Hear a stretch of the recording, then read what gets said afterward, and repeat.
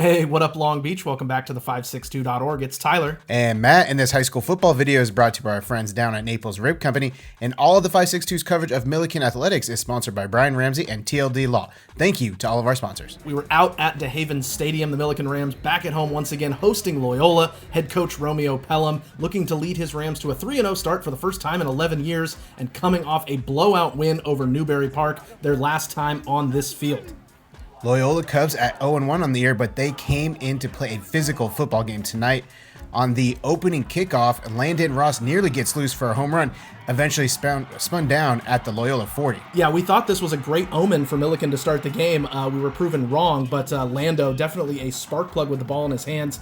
Ashton Pennell at quarterback, his first pass of the night, picked off on a nice play by the big red machine. Kane Kasani is going to return it to the Millikan 38-yard line, and unfortunately, this was more of an omen for how the game was going to go. Turnovers and good field position for Loyola kind of told the story throughout this game, Matt. Cubs then go to the ground game with Xavier Wembley, who races in from 25 yards out for the opening score, 7-0 Loyola, 7:25 in the first quarter. Yeah, so a great start for the visitors. They get their footing, they establish the running game, kind of exactly how they would have drawn it up. Then next Rams possession, Pennell under pressure, and it's going to be picked off again. Jaden Rogers with the INT. He's going to return this one to the Millikan 10, so really just a dreadful start for the Rams, and eventually CJ Rising would fall into the end zone on the QB sneak to double the lead. 14-0 Loyola midway through the first quarter. Rams need to get something going. Then freshman quarterback Jonah Tuaniga enters the game and sprays it around to Jude Nelson, then to Odell Sims for a first down.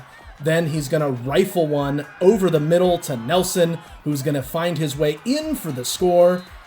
Peekaboo, 24-yard touchdown. It's now 14-7 Loyola. Still plenty of time with more than 3 minutes left in the opening quarter. And then just check out the pocket presence by Tuaniga. Steps up to avoid the free blitzer and is going to hit Jay Williams for a nice gain.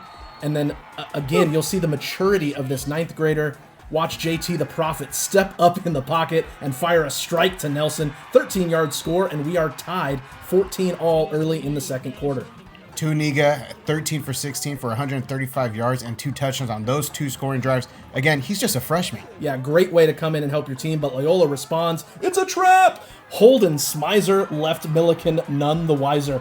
55 yards for the touchdown. I mean, hey, fullbacks need love too, right, Matt? And the Cubs take the lead right back, 21-14. The ensuing Millikan possession stalls. The snap is high, and the punt is blocked by Gage Santos. Cubs would fall on it, and like I said, another short field for the visitors. Cubs take advantage of the short field. Xavier turns DeHaven into Wembley Stadium. 10-yard touchdown makes it 28-14, 7:27 and left in the second quarter. Yeah, and these touchdowns just coming easier for Loyola than they were for Millikan. Rams then get aggressive on 4th and 3 at their own 40. The play fooled me, but not Max Meyer, who sacks Pennell on what appeared to be a busted play. Some confusion for the Rams. So the visitors, again, get the short field and capitalize. 16-yard gain on this swing pass out to Rogers. Gets down inside the red zone. Then it's Wembley again for the third time in the first half. The Cubs take their largest lead by 3 scores. Wembley, 21 carries, 115 yards, and 3 touchdowns, all coming in the first half. Loyola 35, Millikan 14 at halftime. Rams get a defensive stop, then get the ball to Ross, 30-yard gain to the Loyola red zone. Yeah, Lando, certainly a big play guy for Millikan tonight. Just didn't find the end zone, him personally. And then this play read perfectly by Kasani, who gets the tackle for loss on this sweep to Ross. Rams get a 4th and goal at the 11 and decide to take the points. They get the short field goal for Sebastian Perez. That makes it 35-17 with 40 seconds left in the third quarter. Rams still moving the ball through the air. Pennell links up with Jay Williams for a big 52-yard gain. Rams threw for 451 yards here. Yeah, it's great job by the passing game. Other than the interceptions early, they were really moving it. Pennell then fires it into Nelson, gets his 10th catch for 108 yards, but the ball pops free. Loyola recovers, and with 7:25 left, up by 17. That kind of felt like the dagger. Millikan hits the scoreboard again. Tuaniga to Jay Williams. Williams, 5 catches for 124 yards and a touchdown. Tuaniga, 229 yards, 3 touchdowns, 35-25.